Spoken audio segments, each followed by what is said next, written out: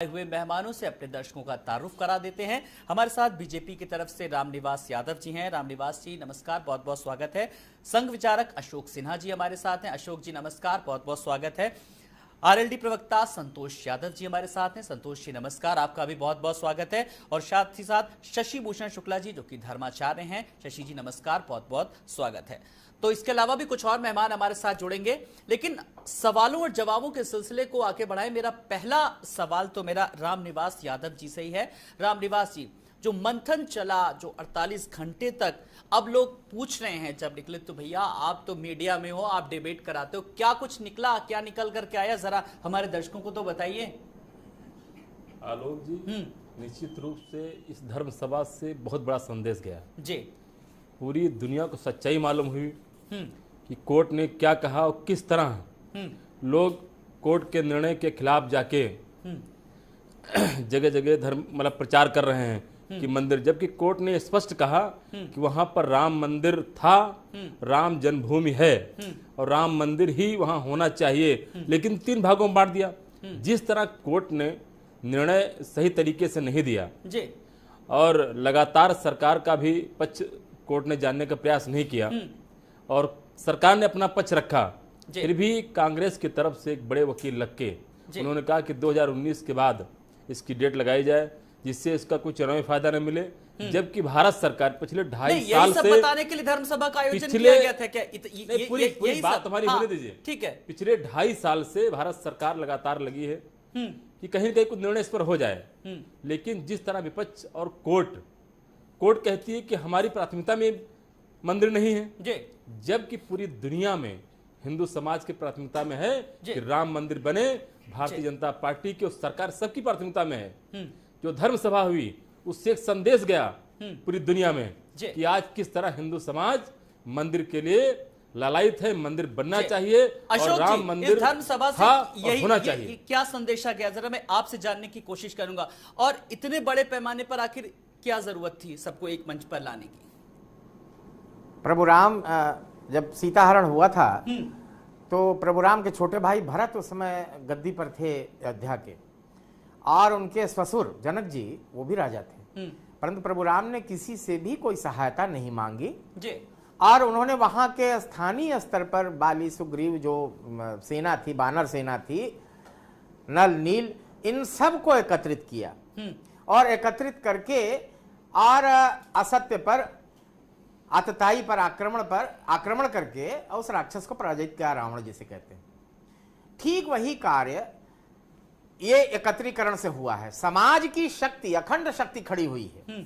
और आज देखिए कि 92 में घटना हुई थी जब बाबरी ढांचे जैसे अपवित्र ढांचे को गिराया गया था, तब से 28 साल बीत गए। अनेक जो बच्चे पैदा हुए उस समय अब वो बाप बन गए, तो उनके अंदर राम भक्ति का क्या ज्वार है, क्या उत्साह है, राम मंदिर वो कितना चाहते हैं, यह सब बातें एक तो प्रकट हुई, युवा शक्ति वहां इकट्ठी हुई, नंबर 2।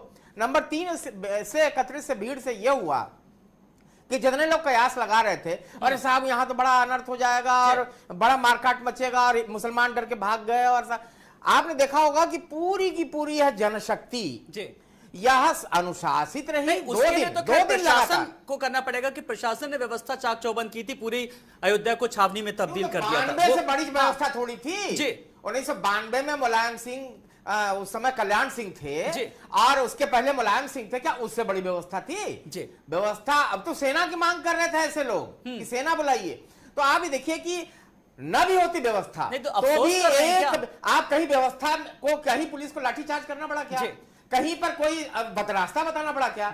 संपूर्ण शक्ति आप देखिए अनुशासित रही, राम भक्त रही और एक तरीके से जनशक्ति एकत्रित करके यह हासिल हुआ कि भारत राष्ट्र को यह स्व की अनुभूति हुई कि राम लला की जो मूर्ति बनेगी, मंदिर बनेगा, वहां भव्य मंदिर बनेगा, उसके लिए समाज तैयार है। यह संदेश गया पूरे देश में जी। चलिए मैं संतोष यादव जी के पास आऊंगा। संतोष यादव जी आरएलडी प्रवक्ता जी भी हैं और सीनियर एडवोकेट भी हैं। सर, इस सम्मेलन को लेकर के जैसा कि सबने कहा कि एक संदेशा गया लोगों तक, जन जन तक पहुंचाने का, इतने बड़े पैमाने पर क्या इसकी जरूरत थी और हासिल क्या हुआ? सर आपसे जरा जानेंगे।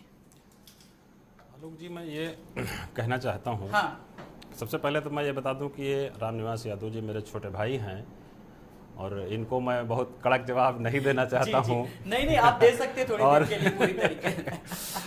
और मैं ये जो अभी रामनिवास जी ने बताया कि साहब सुप्रीम कोर्ट में ऐसा हुआ वैसा हुआ, हाई कोर्ट में ये हुआ वो हुआ, मैं बीजेपी से ये जानना चाहता हूँ कि 4.5 साल पूरे हुए हैं, 4.5 साल में बीजेपी के या संघ के या जो भी उसमें हमारे हिंदू धर्म की ओर से जो भी एडवोकेट पैरोकार थे, उन्होंने 4.5 साल में सुप्रीम कोर्ट में क्या पैरवी की, ये पब्लिक में नहीं आया, नहीं आया, बिल्कुल नहीं आया। और एक अजनबी एडवोकेट सिब्बल साहब का नाम लिया जाता, जो उसमें ना तो एडवोकेट हैं ना वो पक्षकार है कांग्रेस पार्टी, उनके कहने से ऑटोमेटिक उसमें डेट बढ़ जाती है। उसका प्रोपोगंडा ये फैलाया जाता है कि कांग्रेस की वजह से ये मुकदमा टल रहा है जी। और कल पीएम मोदी ने भी कांग्रेस पर हाँ, सभी लोगों ने कहा कि साहब वो सिब्बल साहब ने कहते, अरे सिब्बल साहब कोई तोप थोड़े हैं, सिब्बल साहब भी एक एडवोकेट है, एक एडवोकेट जैसे मैं वैसे रामनिवास भी एडवोकेट है। तो किसी कोर्ट में अगर ये जाते हैं हम जाते हैं तो बात तो दोनों की सुनी जाएगी। ऐसा कैसे हो सकता है कि सिब्बल साहब कहते हो साहब डेट टल गई, और अगर डेट टल गई तो उसका भी एक प्रोसीजर है, आप एक अर्ली हियरिंग की एप्लीकेशन देते कि साहब इसकी डे टू डे सुनवाई की जाए, वो बात सामने नहीं आती है। तो मेरा ये कहना है कि जो बीजेपी है या संघ है या जो भी मंदिर के पैरोकार एडवोकेट हैं, वो विधिवत रूप से सुप्रीम कोर्ट में पैरवी नहीं कर रहे हैं। लेकिन संतोष जी आप एक बात बताइए, आप यहां पर बात कर रहे हैं, सवाल भी पूछ रहे हैं सत्ता पक्ष से, लेकिन विपक्ष इस पूरे मामले पर खामोश क्यों है? हम लोग डिबेट पे बुला रहे हैं, कोई भी आने के लिए तैयार नहीं है, ना कांग्रेस की तरफ से ना समाजवादी पार्टी की तरफ से। नहीं, लेकिन मैं सबके मुंह पे ताले लगे हुए हैं। मेरी बात सुन लीजिए आलोक जी, बात यह है कि कांग्रेस सपा और बसपा क्या करेगी इसके विषय में मुझे उत्तर देने की जरूरत नहीं है, ये उनका आंतरिक गठबंधन के उनका हो सकता है जमीर गंवारा ना कर रहा हो जी, उनका जमीर ना गंवारा कर रहा हो, लेकिन मैं तो ये स्पष्ट कहता हूं कि मैं तो स्वयं व्यक्तिगत रूप से मैं मंदिर का समर्थक हूं जी, मैं व्यक्तिगत रूप से मंदिर का समर्थक हूं, मैं भी चाहता हूं कि मंदिर बने, लेकिन मेरा यह कहना है कि इस मामले में बीजेपी की और बीजेपी के पैरोकारों की मंदिर बनाने के लिए इनकी नीयत ठीक नहीं है। अगर जिस दिन ये नियत कर दें, इनकी केंद्र में सरकार है, चलिए उस नियत यूपी के में पीछे सरकार हो सकता है कि कुछ मजबूरी भी हो, संवैधानिक मजबूरी भी हो सकती है, क्योंकि देश संविधान से चलता है ना कि आस्था से। चलिए मैं एक बार अब शशि भूषण जी के पास आ रहा हूं। शशि भूषण जी, जो भी अयोध्या में कुछ हुआ, क्या मकसद था? ना प्रस्ताव पास हुआ, ना कोई तारीख आई, आपको क्या लगता है? हाँ, ये तो बिल्कुल सत्य कह रहे हैं कि अयोध्या में जो कुछ भी हुआ, तो प्रस्ताव लाने का अधिकार ना आरएसएस के पास है ना बीएचपी के पास है जी। वो तो जो कुछ भी हुआ राम मंदिर बनाने के लिए जी, एक प्रकार से सरकार पर दबाव कह लीजिए, और वो कर रहे हैं और करने का संकल्प लिए हैं जी। राम मंदिर वहां शीघ्रातिशीघ्र बने, इसके लिए सरकार पर एक उचित दबाव बनाने का सारे लोगों ने प्रयास किया, या वो ठाकरे जी हों या विश्व हिंदू परिषद हो या आरएसएस हो, लेकिन वास्तविक संतों ने नहीं किया। संतों ने भी तो कहा कि याचना नहीं अपराध होगा। संतों की भूमिका तो महत्वपूर्ण है, संतों की ही भूमिका सबसे महत्वपूर्ण है, और वो अपने एक ही बात पर अटल है। भाई संतों को क्या चाहिए? जो वास्तविक चीजें हैं, जो वहां मर्यादा पुरुषोत्तम भगवान जी का मंदिर तोड़ा गया, उस पर बाबरी मस्जिद बनाया गया, और पुनः 92 का कांड जो है हुआ, संतों को चाहिए राम जी लला का दर्शन। लेकिन राजभर साहब तो संतों को भी कुछ नहीं समझ रहे हैं। नहीं गलत है। राजभर जी जो किया है वो अपमान किया है जी। राजभर जी को ऐसा नहीं करना चाहिए एक नेता होकर के। ये तो आप कह रहे हैं ऐसा नहीं करना चाहिए। राम पार्टी की तरफ से तो कुछ बयान नहीं आया। रामनिवास जी, उनको अभी कुछ पार्टी की तरफ कोई एक्शन भी नहीं लिया। इतना संतों पे उन्होंने कुछ टिप्पणी की कहते हैं जी। रामनिवास जी, कोई भी टिप्पणी नहीं आई पार्टी की तरफ से? नहीं, माननीय ओम प्रकाश जी कैबिनेट मिनिस्टर हैं जी, और उनका अलग दल है। हर दल को अपनी बात कहने का अधिकार है जी। नहीं, आप किसी पे सवाल कैसे उठा सकते हैं? अपनी बात कहने का अधिकार है। तो बहुत स्पष्ट मानना है कि अगर उनको लगता है कि भाजपा से हमको समस्या है या फंतों समस्या है, भाजपा फंतों के समर्थन में है, तो हट जाए हमसे। अब हटते भी नहीं हैं और चोरी छिपे आलोचना भी करते हैं, और आप लोग भी कोई एक्शन नहीं लेते हैं। चलिए फिलहाल मैं वरिष्ठ पत्रकार नवल कांत सिन्हा जी के पास आ रहा हूं। नवल जी, इस आयोजन से हासिल क्या हुआ? लोग पूछ रहे हैं कि क्या भैया तारीख अब आ गई क्या, या क्या संकल्प लिया गया, सब चीजें हैं, लेकिन सबके जहन में क्या कुछ चल रहा है कि लेकिन अभी तक कुछ हासिल हुआ या नहीं सर, एक पत्रकार के नजरिए से? जी देखिए, 1990 से पहले से हम सुन रहे हैं कि याचना नहीं अब रण होगा, संघर्ष महाभीषण होगा, तो वो आज तक सुनते आ रहे हैं। देखिए, जहां तक साधुओं की बात है तो एक सवाल उभरता है कि आखिर ये जो साधु संत हैं इनका नेतृत्व कौन कर रहा है, और अगर इनका नेतृत्व वीएचपी कर रही है तो सीधे सीधे माना जाता है कि वीएचपी का जो जुड़ाव है, जो समर्थन है, वो हमेशा से भारतीय जनता पार्टी की तरफ रहा। अब देखिए ना कि मोहन भागवत बार बार सार्वजनिक मंचों से उन्होंने कहा कि अब मंदिर किसी भी स्थिति में बनना चाहिए, लेकिन ये बात वो बीजेपी के राष्ट्रीय अध्यक्ष से अकेले में बात करके कह सकते थे, वो सीधे सीधे प्रधानमंत्री से भी कह सकते थे, ये जग जाहिर है। तो मुझको लगता है कि एक माहौल बनाने की कोशिश हो रही है, और बीजेपी के अंदर भी इस बात को लेकर चर्चा होती होगी कि जो 5 साल पूरे होने जा रहे, 4.5 साल हो चुका है, और कुछ महीनों बाद चुनाव होने हैं, और बीजेपी ने जो केंद्र सरकार ने अब तक जो काम किए हैं उनमें से कोई ऐसा भी लोकप्रिय काम नहीं है। और जब नरेंद्र मोदी प्रधानमंत्री बने थे तो ये माना जाता था कि उनकी जो हिंदूवादी छवि है, और उन्होंने जो एक सार्वजनिक मन से टोपी नहीं पहनी थी, वो एक बहुत बड़ा आधार बना था नरेंद्र मोदी के प्रधानमंत्री बनने का। तो ऐसे में जाहिर है कि जनता की उम्मीद रही होगी कि जो राम मंदिर का मुद्दा है वो खत्म हो जाएगा, लेकिन अब भी वो वहीं पर ही है। तो देखना ये होगा कि ये केवल गुस्सा है बीजेपी से हट करके, या बीजेपी की कोई रणनीति है जो आने वाले कुछ समय में खुलेगी, जिसको आगे लेकर बीजेपी की रणनीति आगे क्या हो सकती है ये तो खैर बीजेपी वाले जाने। लेकिन रामनिवास जी से मैं एक सवाल पूछूंगा। रामनिवास जी, जो बीजेपी के अगर मुद्दों की बात करें, चुनाव के पहले जो चीजें सामने आती हैं, बात करें हिंदुत्व की, बात करें राम मंदिर को, इन तमाम सारे मुद्दों को कहीं ना कहीं अब उद्धव ठाकरे ने हाईजैक करने की कोशिश की है। नहीं, हाँ। उद्धव ठाकरे जी पहले भी हमारे साथ थे जी, इस समय भी हमारे साथ हैं, लेकिन पहले भी वो मंदिर के पक्ष में थे, हाँ। आज भी मंदिर के पक्ष में है। हाँ। ये तो हमारा और उत्साह बढ़ा। लेकिन उन्होंने जिस तरीके से कहा कि सरकार की कुंभकर्णी नहीं जगाने आया, उत्साह बढ़ा, हाँ। कि अभी तक खुल के नहीं आते थे, हाँ। अब कम से कम मंदिर के पक्ष में खुल के आए हैं। अब देखिए, उन्हीं सब के माहौल की वजह सपा बसपा कांग्रेस भाग रही है, डिबेट नहीं आ रही, उनके नेताओं के बयान नहीं आ रहे, तो एक डर जो बना हुआ है। भाग नहीं रहे, मायावती ने भी कहा कि मायावती ने भी कहा है कि ऐसा नहीं है सर, भाग कोई नहीं रहा है, मांग हो रही है जी, और कहा जाए तत्काल मंदिर बनना चाहिए। हाँ। भाजपा भी चाह रही, सरकार भी चाह रही, सारे धर्माचार्य चाह रहे, सारे हिंदू समाज चाह रहा है।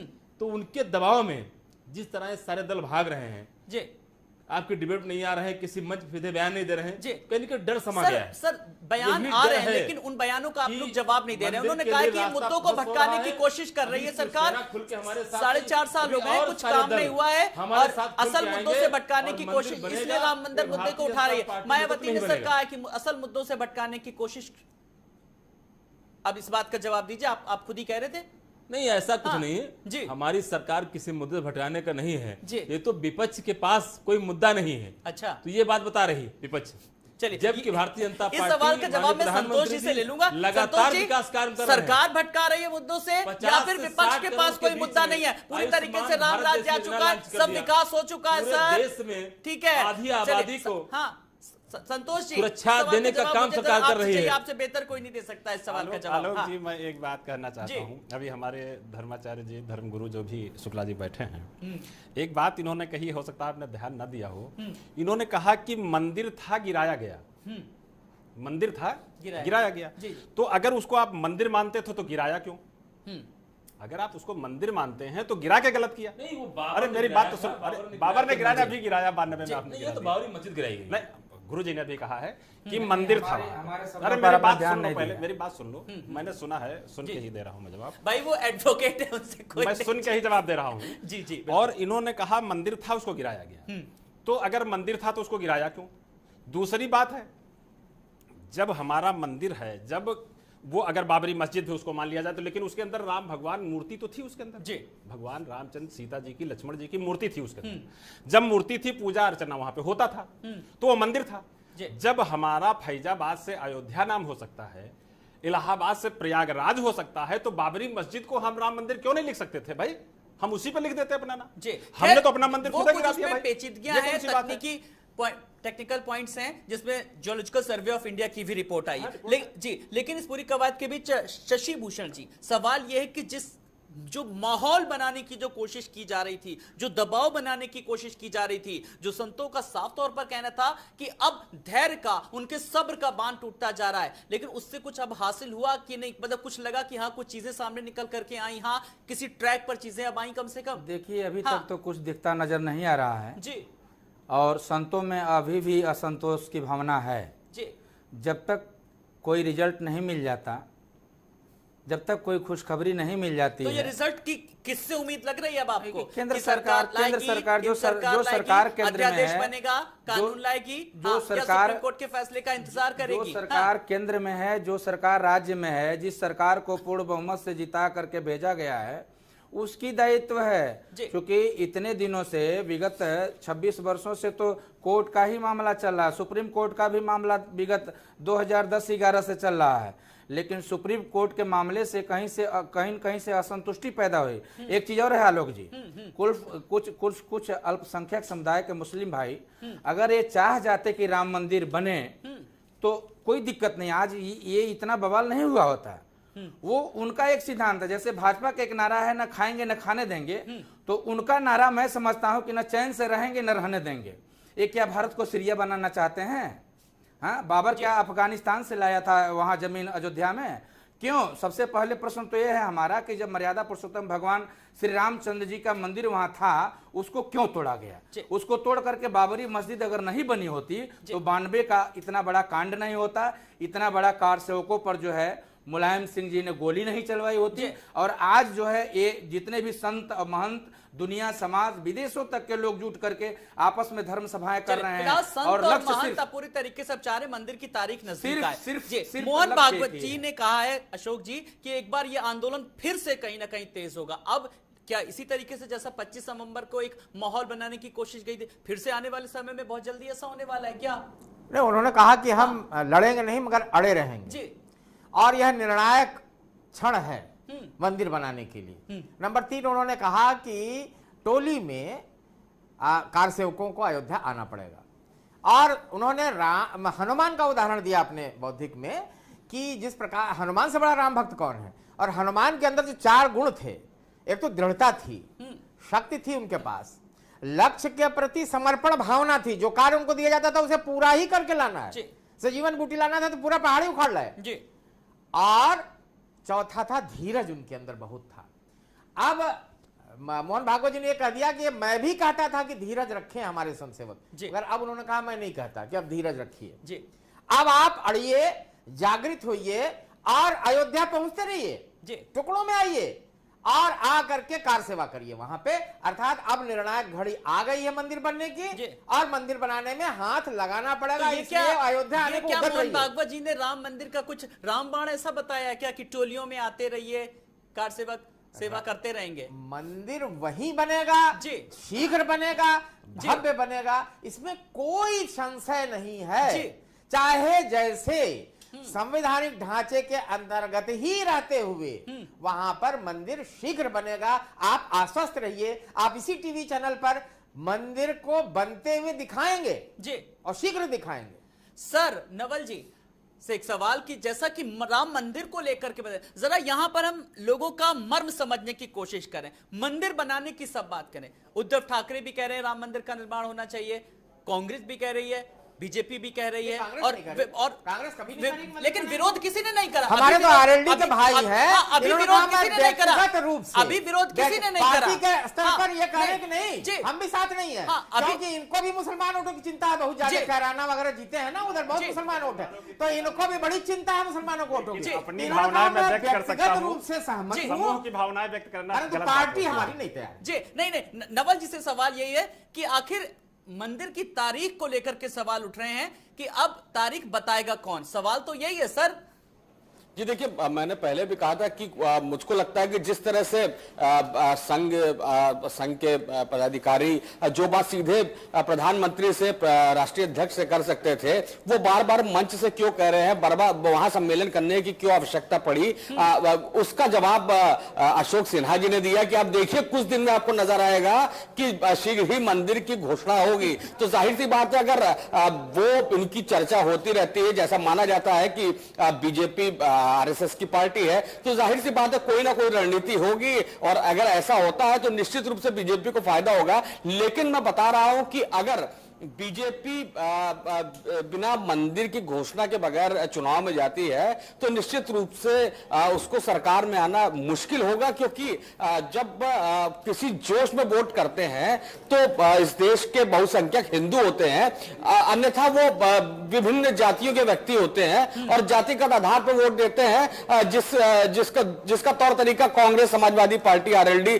सभी दल जातिगत आधार पर वोट मांगती है, और बीजेपी जो है वो हिंदुत्व आधार पर वोट मानती है। तो जाहिर सी बात है अगर हिंदुत्व का मुद्दा सॉल्व हो गया तभी बीजेपी को इसका फायदा होगा। नहीं, और जाते जाते उद्धव ठाकरे भी ये नसीहत बीजेपी को देकर के गए हैं कि अगर राम मंदिर का मामला अगर कोर्ट में ही है तो फिर आप लोगों के चुनावी एजेंडे में भी नहीं होना चाहिए ये वाला इस बार। नवल जी हाँ, निश्चित रूप से जो उद्धव ठाकरे हैं, हालांकि उनकी रणनीति जो महाराष्ट्र में उनका संगठन है, देखिए संगठन भी बहुत महत्वपूर्ण होता है, और शिवसेना का जो संगठन है वो महाराष्ट्र में है, और जाहिर सी बात है अगर वो हिंदुत्ववादी राजनीति करती रही है शिवसेना, तो अगर वो उनकी मराठा राजनीति और हिंदुत्व की राजनीति मजबूत होती है तो लोकसभा के चुनाव में उनको वहां फायदा होगा। तो उसी रणनीति के तहत आए थे, लेकिन निश्चित रूप से बीजेपी पे जबरदस्त दबाव है, और जिस तरह से बीजेपी से जुड़े हुए संगठन भी प्रदर्शन कर रहे हैं, प्रोवोक कर रहे हैं और अयोध्या के मुद्दे को लगातार उठा रहे हैं। खुद उत्तर प्रदेश के मुख्यमंत्री पिछली बार जाके वहां पे दीपोत्सव करते हैं, इस बार भी दीपोत्सव करते हैं, बड़ी श्री राम की मूर्ति बनाने की बात करते हैं। तो जाहिर सी बात बीजेपी खुद भी याद दिला रही है कि मंदिर एक बहुत बड़ा मुद्दा है, और मुझको लगता है कि कुछ एक रणनीति है बीजेपी की जिसको हो सकता है आने वाले समय में खुलासा हो। जी रामनिवास जी, अगर कुछ ऐसी पार्टी में रणनीति चल रही है और अगर आप हमारे दर्शकों से शेयर करना चाहें तो शेयर कर सकते हैं बेबाक रूप से। नहीं, निश्चित रूप से हमारी पार्टी मंदिर के पक्ष में है, हमारी सरकार मंदिर के पक्ष में है, सरकार पूरी तौर से लगी है। जो भी व्यवधान उसमें आएंगे आगे सरकार उनको दूर करेगी, और निश्चित रूप से भव्य मंदिर निर्माण होगा, ऐसा हमारी पार्टी में सरकार का संकल्प है। जी शशि जी, इससे एक सवाल मैं लूंगा फिर मैं ब्रेक लूंगा। शशि जी, जब सरकार लगातार आश्वस्त करा रही है साधु संतों को, महंतों को, तो फिर आप लोगों को क्या लग रहा है कि सरकार किस मुद्दे को लेकर के आखिर पीछे हट रही है? देखिए, कहीं न कहीं से सरकार के पास भी कुछ जो समस्याएं हैं, हाँ, तो संवैधानिक समस्याएं तो ये सरकार ही समझ रही, आप लोग नहीं समझेंगे? ये हम लोग नहीं, हम लोग समझ रहे हैं, तो फिर क्यों? लेकिन ये मामला और गंभीर होगा। अभी 11 दिसंबर के बाद जब आचार संहिता समाप्त होगा तो साधु संतों का आक्रोश और हो जाएगा।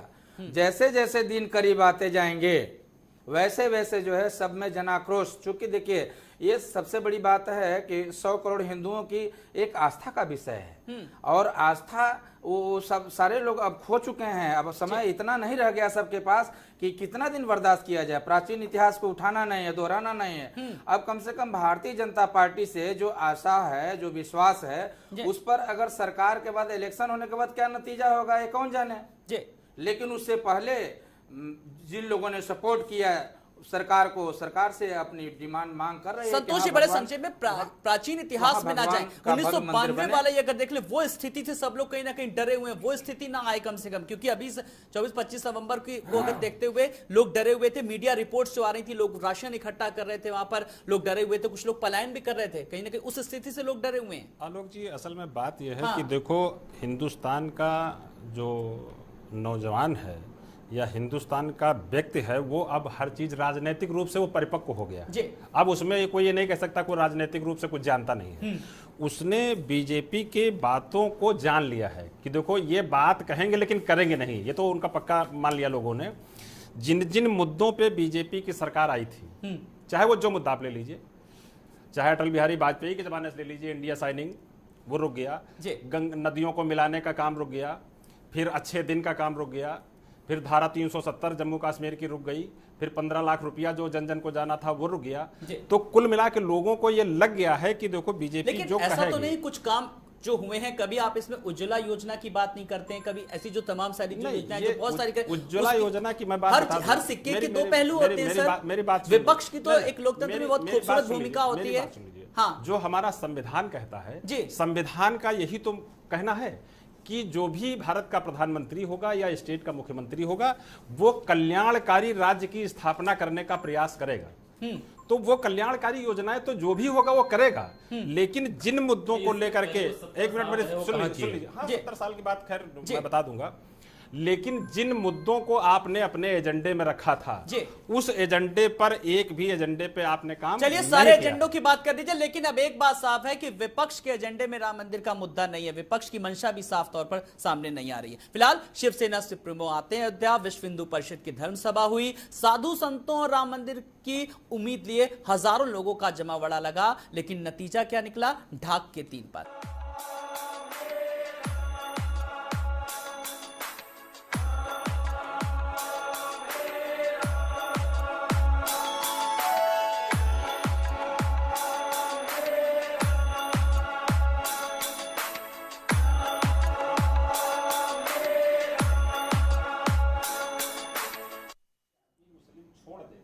आरएसएस प्रमुख मोहन भागवत ने फिर से कहा, अब धैर्य नहीं, निर्णायक आंदोलन का वक्त आ गया है। न्यायपूर्ण बात यही होगी कि जल्द मंदिर बने, लेकिन यह सुप्रीम कोर्ट की प्राथमिकता में नहीं है, तो सरकार सोचे कि मंदिर बनाने के लिए कानून कैसे आ सकता है। न्याय में देरी भी अन्याय की तरह है। भारत एक लोकतांत्रिक देश है, इसलिए संत और भक्त राम मंदिर निर्माण की मांग कर रहे हैं। अशोक जी, मोहन भागवत ने भी कहा है कि जिस तरीके से अन्याय की बात की, तमाम सारे उदाहरण दिए हैं, कोर्ट को लेकर के भी टिप्पणी की है, तो अब ऐसे में कहीं ना कहीं जो संघ भी है पूरी तरीके से दबाव बनाने की लगातार कोशिश कर रहा है, संघ की भी मंशा साफ तौर पर जाहिर हो रही है।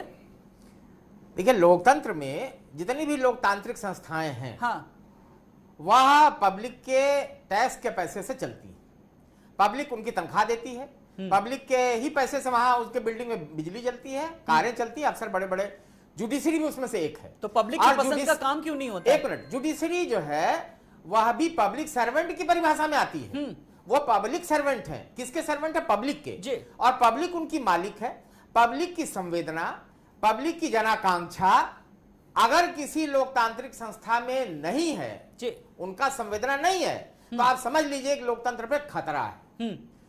जुडिशरी जो है, इसके पहले के चीफ जस्टिस दीपक मिश्रा यह कह के गए थे कि डे टू डे सुनवाई होगी, मगर जरा आप देखिए कि जुडिशरी, जब अब की वर्तमान जुडिशरी है, उसने कहा कि मेरी प्रायोरिटी में यह है ही नहीं है, और यह जनवरी में तय होगा कि पीठ कौन सी होगी, और वो पीठ बाद में तय करेगी कि सुनवाई फरवरी में होगा कि मार्च में होगा कि अप्रैल में होगा। और यह स्पष्ट बात कह दिया। और शशि भूषण जी, यही कारण था कि अब आप लोगों को कहीं ना कहीं संत मंत सबको एक जगह पर इकट्ठा होना पड़ा और एक मंच देना पड़ा और एक संदेशा देना पड़ा सरकार को लेकर के कहीं ना कहीं। हाँ बिल्कुल, देखिए, जब सुप्रीम कोर्ट के द्वारा यह कहना कि अभी हमारी प्राथमिकता में राम मंदिर मुद्दा नहीं है, तो जितने भी हमारे संत समुदाय के लोग हैं या हिंदू धर्मावलंबी हैं, उनको कहीं न कहीं से पीड़ा हुई।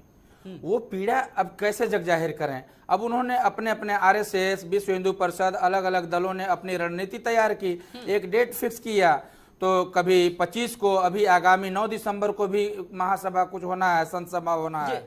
तो जब एक चीज मैं आपको ये बात याद दिला दूं आलोक जी, कि 2014 की बात मैं याद दिलाता हूं कि तत्कालीन सरकार ने कहा कि ये वाणी थी कि कहीं से भी अयोध्या में कोई भी प्रमाण अगर मिलता है तो मैं राम मंदिर के साथ हूं। पुरातत्व विभाग ने बहुत सुंदर प्रमाण दिया, जिसको कोर्ट ने भी मान लिया।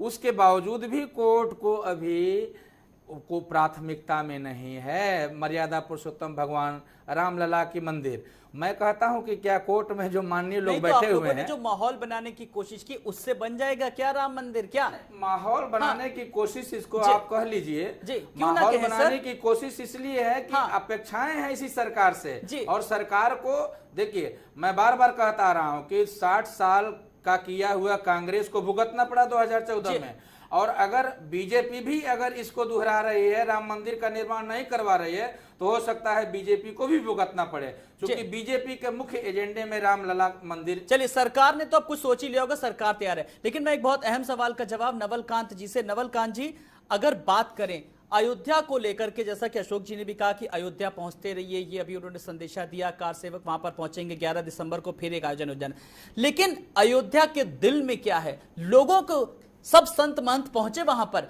लेकिन लोग, कुछ लोग थे खास करके मुस्लिम लोग वहां पर, वो किस कदर डरे हुए थे, तो अयोध्या वासी आखिर कब तक सर डर डर कर जिएंगे इसी तरीके से? एक बहुत मेरा जेन्युइन सवाल एक आपसे सर। जी देखिए, इसके दो पक्ष हैं। एक पक्ष तो यह है कि पूरे देश में एक बहुत बड़ा वर्ग है जो चाहता है कि राम मंदिर बने, और दूसरा यह है कि जो अयोध्या के लोग हैं वो जब भी किसी कोई आंदोलन होता है या वहां कोई बैठक होती है और उसमें लाखों की संख्या में लोग आते हैं, देखिए वहां पहले से ही तमाम स्नान होते हैं जिसमें तमाम मेले होते हैं जिसमें लाखों की भीड़ आती है, और ऐसे में अगर इस तरह के आयोजन होते हैं जिनका पता भी नहीं कि कल क्या होगा, अयोध्या ने बहुत बुरे बुरे नजारे देखे हैं, तो स्वाभाविक रूप से उनके दिल में डर बैठता है। और कहीं ना कहीं वहां के जो लोग हैं, हम लोग भी अक्सर वहां जाते रहते हैं, उनका यही कहना है कि ये मुद्दा किसी भी रूप में खत्म होना चाहिए, इसका जो भी सर्वमान्य निर्णय हो वो होना चाहिए, क्योंकि हम सबको हमारा काम प्रभावित होता है, हमारी तुमको दुकानें बंद करनी पड़ती है, कारोबार बंद करना पड़ता है, तो तमाम तरह की समस्याओं से जूझना पड़ता है। लेकिन अब जिस तरह से चल रहा है क्रम वहां पे अयोध्या को मुद्दा को उठाने का, और जिस तरह से आप देख रहे हैं कि कुछ पार्टियां जो आप लोग डिबेट कराते हैं उसमें भी नहीं आती है, तो सबको पता है कि बड़ा सेंसिटिव मुद्दा है, इसके खिलाफ बात करने वाला नहीं है, लेकिन उनके पास एक और वोट बैंक है, वो सेकुलर राजनीति करते हैं, तो उस वोट बैंक को नहीं छोड़ना चाहते हैं। और बीजेपी का क्या एजेंडा है, यहाँ पे जो आपके डिबेट में लोग बैठे हैं, बीजेपी समर्थक या बीजेपी पार्टी के प्रवक्ता, और या फिर और भी जो बीजेपी के नेता हैं और भी जो हिंदूवादी नेता हैं, वो जिस तरह की बातें कर रहे हैं, हमको लगता है कि 11 दिसंबर के बाद लगता है कि कोई कुछ खुलासा होगा, क्योंकि निश्चित रूप से कोई ना कोई भारतीय जनता पार्टी की रणनीति जरूर होगी जो 2019 का किला फतह करने के लिए बनी होगी। जी चलिए, मैं एक बार संतोष जी के पास आ रहा हूं। संतोष जी, अब क्या लग रहा है कि कोई ऐसी कुछ खास रणनीति बहुत जल्दी सामने आने वाली है दिसंबर में? आलोक जी, मैं बता देना चाहता हूं कि देखो, ना कोई रणनीति आने वाली है, ना मंदिर बनने वाला है। बीजेपी का अपना एक एजेंडा है, उस एजेंडे पे अपना काम करती है। इसमें जो ये अभी सम्मेलन हुआ अयोध्या में, तो कहने के लिए तो ये साधु संत महात्माओं का सम्मेलन है, लेकिन ये कहीं ना कहीं से बीजेपी का सम्मेलन है, और बीजेपी एक राजनीतिक टेरर के रूप में इसका इस्तेमाल करना चाहती है समाज में। सर सरकार तो इसमें कुछ बोली भी नहीं, सरकार मैं कहा बीजेपी की मैं बात कर रहा हूँ, सरकार की बात हाँ, मैं नहीं कर रहा हूँ, मैं सरकार की बात मैंने नाम नहीं लिया, मैंने बीजेपी का नाम लिया। टेरर किसके लिए? अरे टेरर किसके लिए? मेरी बात तो सुन लो। टेरर किसके लिए? टेरर कौन डर है? आपने ये बात संतोष जी के साथ आरोप कि मंदिर नहीं बनेगा, आपने तो सबके किए किराए पे पानी फेर दिया। देखिए, अयोध्या में 2 दिन तक अनुशासित सम्मेलन हुआ, डरे कौन? कौन लोग डरे? सम्मेलन इसलिए हुआ कि दोनों जगह पे आपकी सरकार है। अगर ये सरकार आपकी दोनों जगह पे ना होती तो ये सम्मेलन अनुशासित नहीं होता। जी, लेकिन इसके लिए तो आपको सरकार की सराहना करनी चाहिए। मैं सराहना कर रहा हूं, मैंने कहा कितना अच्छा करिए, आप उसको जो चीजें अच्छी हैं वो करिए, कि विपक्ष होने के नाते सिर्फ विरोधी करना है। मैं विरोध कहां कर रहा हूं जी, मैं तो कर रहा हूं, कहिए उसकी सराहना कीजिए। इतने बड़े धर्मसभा का आयोजन हुआ, आप गोली चलवा देते हैं? मैं क्या बताऊंगा, तो आप देख चुके हैं। नहीं, गोली चलवा देते हैं। नहीं, सरजू लाल हम देख चुके हैं, मगर आप देखिए कि 92 में भी अनुशासित था भीड़, उसको जो लक्ष्य था कि वो ढांचा, अपमानजनक ढांचा गिराना है, तो केवल उन्होंने गिराया, कहीं और कोई दंगा कोई फसाद नहीं हुआ, सिर्फ एक काम, लक्ष्य का को प्राप्त करना। या उस समय भी अनुशासित थे, परसों भी अनुशासित थे, कल भी अनुशासित थे। तो अनुशासित प्रधानमंत्री जहां बहुमत में होता है, कोई दंगा नहीं होता। मैं रामनिवास जी से एक सवाल, कि प्रधानमंत्री ने कहा कि राजनीति और धर्म अलग अलग होने चाहिए, पर सर यहाँ पर तो धर्म और राजनीति बात करें, दोनों पर ही राजनीति हो रही है कहीं ना कहीं, और कर कौन रहा है? नहीं, ऐसा नहीं। जो धर्म कर राजनीति करते हैं उनका अपना अलग काम है, जो राजनीतिक व्यक्ति हैं वो राजनीतिक काम कर रहे हैं। भाई हमारी सरकार विकास के काम कर रही है। जो धर्म से संबंधित लोग हैं, जो मंदिर के पक्ष में हिंदू समाज है, ज्यादातर 100-125 करोड़ की जो आबादी है, उसमें हमको लगता है कि 50-60% मुस्लिम समाज के लोग भी चाहते हैं मंदिर बन जाए। कुछ लोग हैं जिनकी गलत भावनाएं हैं। मैं बहुत स्पष्ट कहना चाहता हूं कि जब सबको विदित है कि मंदिर तोड़ के मस्जिद बनाई गई थी और वो आताई बाबर ने बनाई थी, अगर उसका कोई समर्थन करता है तो निश्चित रूप से वो राष्ट्र विरोधी है और मंदिर के जो है खिलाफ है। ऐसी ताकतों को जगाने के लिए कि आप समझो कि हिंदुस्तान में, पूरी दुनिया में और ऐसी हिंदू ताकतों समाज को जाग जगाने चुका के लिए है। सर सवाल ये अगर कि चुनाव के पहले हिंदू टाइमिंग्स संगठनों को ने लेकर के सर सवाल उठ रहे हैं, विपक्ष सवाल उठा रहा है कि 4.5 साल तक आप लोग स्लीपिंग मेंबर के रूप में रहे, अब अचानक से सेल्स एक्टिव हो गए सारे। जनता पार्टी सरकार का स्वागत करती है कम से सर, कम इस अपने सवाल का हक, जवाब अपने आप अधिकार विपक्ष के को भी लिए आप लोग नहीं दे अगर पा रहे उन्होंने हैं। आवाज उठाई 4.5 है, साल बाद क्या 90 साल से युद्ध हो रहा है जी। लाखों लोग मारे जा चुके हैं जी। 67 बार वहां पर युद्ध लाख लोग हुआ मारे जा है। क्या चुके हैं। चुनाव ही हो रहा था? लेकिन किसी के और एजेंडे में नहीं था, वो बीजेपी चुनाव के के एजेंडे आरोप में रहा है, चुनाव वो किसी के तो कब से एजेंडे में शुरू नहीं हुआ? था। जी। चुनाव तो 51 से जी। शुरू हुआ, जी। तो क्या इसके पहले राम मंदिर का प्रकरण नहीं था क्या? जी। और क्या मीर बाकी ने भी थोड़ा चुनाव देख के थोड़ा आप देखिए कि राम मंदिर का मसला अलग है, चुनाव अलग है। चुनाव होते रहेंगे, आते रहेंगे, जाते रहेंगे, परंतु राम सबके हैं। चुनाव भी से हटा दीजिए, राजनीतिज्ञों को हटा दीजिए, मंदिर बन जाएगा। राजनीति के कारण से मंदिर विलंब हुआ है। जी चलिए अशोक जी को जाना है। हाँ आलोक जी, ठीक है। हाँ मैं ये कहना चाहता हूँ कि देखो, ये सिन्हा साहब कह रहे हैं कि राम सबके हैं। हाँ। अगर राम सबके हैं तो सबको सहमति बनाओ ना, आप सबको बुलाओ, हमको भी बुलाओ ना। आप अकेले क्यों राम का मुद्दा लेकर चलते हैं? आप लोग डिबेट में तो आते नहीं है सर, विपक्ष पूरा अलग थलग खड़ा हुआ है, विपक्ष अलग आपको तो अपने वोट की चिंता रहती है। आप सोचते हैं हम कराना में सर, कैसे जीतेंगे? किसी को किसी ने बुलाया नहीं, बीएचपी को किसी ने नहीं बुलाया, बीप को किसी ने नहीं बुलाया, संघ को किसी ने बुलाया नहीं, सब संत एक मंच पर इकट्ठा हुए हैं सर। सबके हैं जी, राम सबके हैं और कृष्ण सबके हैं। इस देश की संस्कृति साझा संस्कृति है और इस देश का महापुरुष हम सब के हैं। आइए, स्वागत है, मैं चैनल पे कह रहा हूं, आइए सब लोग मिलकर के जितने पैनलिस्ट हैं राम मंदिर का शुभारंभ करें। चलिए कोशिश करेंगे कि नए साल में जब सुनवाई गुड न्यूज सुनने को मिले राम भक्तों का। अशोक जी बहुत बहुत शुक्रिया। नवल जी मैं आपके पास आ रहा हूं। कहा जा रहा है कि हिंदूवादी संगठन जो है वो शिवसेना से डरे हुए हैं और शिवसेना ने यह मुद्दा हाईजैक कर लिया है। जी हाँ, निश्चित रूप से जिस तरह शिवसेना आगे बढ़ के बात कर रही है, वो आम लोगों की बात है जो एक लंबे समय से सपना देख रहे थे कि राम मंदिर बने। और जब बीजेपी की बहुमत की सरकार आई तो उनकी उम्मीद बनी कि राम मंदिर बनेगा। और पिछले दौर में जब कोर्ट ने कहा था कि डे टू डे सुनवाई करेंगे सुप्रीम कोर्ट ने, तब लोगों को लगा कि कुछ ही महीनों में ये मुद्दा हल हो जाएगा। लेकिन उसके बाद वहां पे जो सुप्रीम कोर्ट के नए जज है और उन्होंने कहा कि ये हमारे प्रमुखता में नहीं, मुद्दों में नहीं है, तो निश्चित रूप से वो अब आगे क्या होगा वो कोर्ट ही तय करेगा। और निश्चित रूप से कोर्ट सर्वोच्च है, तो कोर्ट जब निर्णय करेगा तभी होगा। लेकिन देखिए, बहुत सारे फैसले हुए हैं जो कोर्ट से नहीं तय हुए हैं, तो उसको विधायिका ने तय किया है, संसद ने तय किया है।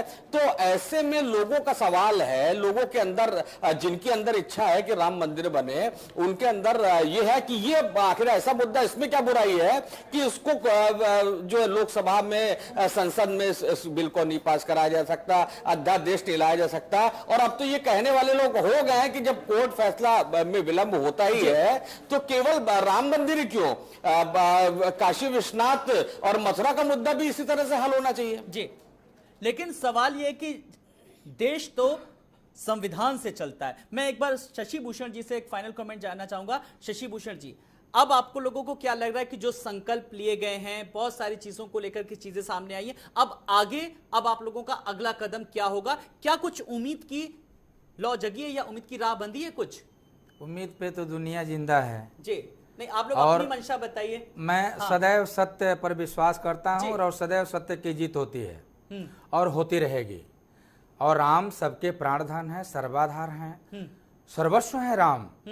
राम से सबको जो है कम से कम राम मर्यादा पुरुषोत्तम राम के जीवन से सबको कुछ सीख लेना चाहिए। और सारे लोगों को आपसी सौहार्द से मिलजुल करके इस कदम को आगे करके बढ़ाना चाहिए कि कम से कम जल्दी से जल्दी भगवान का मंदिर बने। और तो मैं कभी आप लोगों ने, सब संतों ने, महंतों ने मिलकर के कभी राम मंदिर को लेकर के कुछ रामबाण ऐसा दिया नहीं? कभी दे देते कुछ? एक नहीं, रामबाण करने का अधिकार संतों महंतों के पास नहीं, वही राम जी के पास है। खाली विरोध और कर उनके सकते, कर सकते हैं। विरोध आप नहीं, लोग तो कह रहे प्रभात फेरियां संत नहीं और होंगी, महंत अब विरोध याचना नहीं, नियम होगा। संत और महंत का विरोध नहीं है।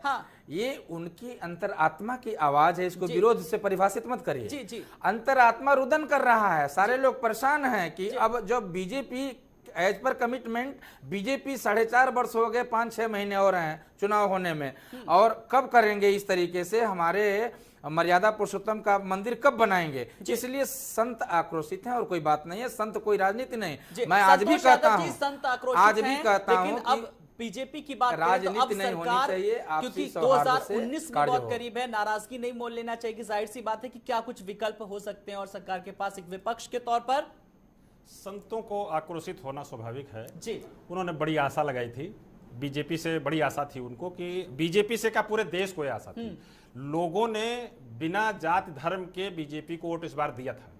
कोई ऐसा नहीं है कि बीजेपी वालों ने ही वोट दिया था, सबको ये मनसा थी कि चलो भाई ये मुद्दा भी एक समाप्त हो, एक बार हम बीजेपी को वोट देके देखते हैं। बहुमत की सरकार केंद्र में बना दिया लोगों ने, बहुमत की सरकार यूपी में बना दिया लोगों ने।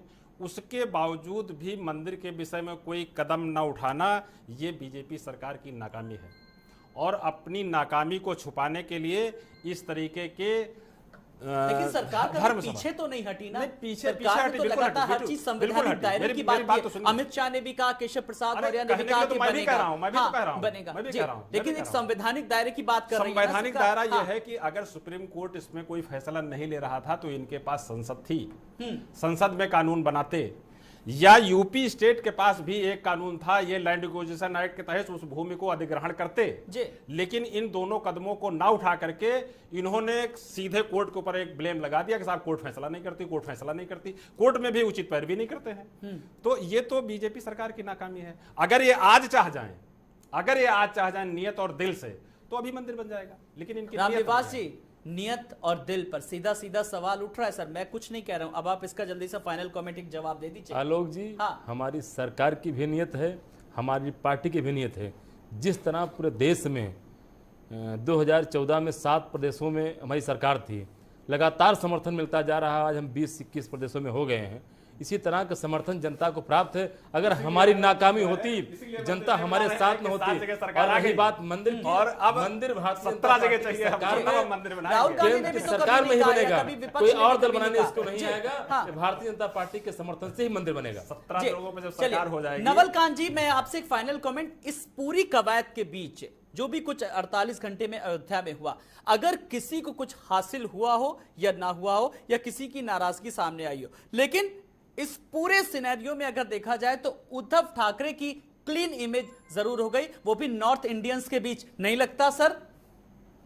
देखिए, निश्चित रूप से उद्धव ठाकरे ने गेन किया है, पॉलिटिकल गेन किया है जी। और मैं ये नहीं कह सकता कि पूरे देश में कितना फायदा होगा, लेकिन जो मंदिर समर्थक हैं उनके नजर में उद्धव ठाकरे की इमेज जरूर बेहतर हुई है। और महाराष्ट्र में जो उनका वोट बैंक है, उनके समर्थक है, उनके अंदर एक उत्साह जरूर बढ़ा है। लेकिन अब भी यही सवाल है कि आगे क्या रणनीति होगी, क्योंकि शिवसेना अब तक उत्तर भारतीयों की विरोधी रही है, और वहां पे कई जगह अयोध्या में लोगों ने कहा भी कि आपसे क्या मतलब, यहाँ अयोध्या क्यों आए हैं, आप तो यूपी बिहार को पीटने वाले, मारने वाले लोगों में हैं। तो ऐसा नहीं कि पूरे देश में बहुत अच्छी छवि बन गई है, या उत्तर प्रदेश और बिहार में शिवसेना की बहुत अच्छी छवि बन गई है, लेकिन हाँ, एक हिंदुत्ववादी नेता के रूप में उद्धव ठाकरे की छवि जरूर उभरी है, और शिवसेना को निश्चित रूप से इससे फायदा होगा, और शिवसेना को होगा फायदा, और बीजेपी पर कहीं ना कहीं भारी पड़ती भी नजर आई। बहुत बहुत शुक्रिया नवल जी आपका भी, शशि भूषण जी आपका भी, और संतोष जी आपका भी, रामनिवास जी आपका भी बहुत बहुत शुक्रिया। तो अयोध्या के लक्ष्मण किला मैदान में शिवसेना प्रमुख उद्धव ठाकरे ने भाजपा से मंदिर निर्माण की तारीख पूछकर घेर लिया। यह केवल शिवसेना प्रमुख का ही सवाल नहीं, बल्कि हर उस शख्स के मन का सवाल है जो मंदिर निर्माण के बनने में आस्था रखता है। आखिर कब तक बीजेपी लोगों की आस्था से खेलती रहेगी? जनता को जवाब चाहिए कि मंदिर कब बनेगा। नमस्कार।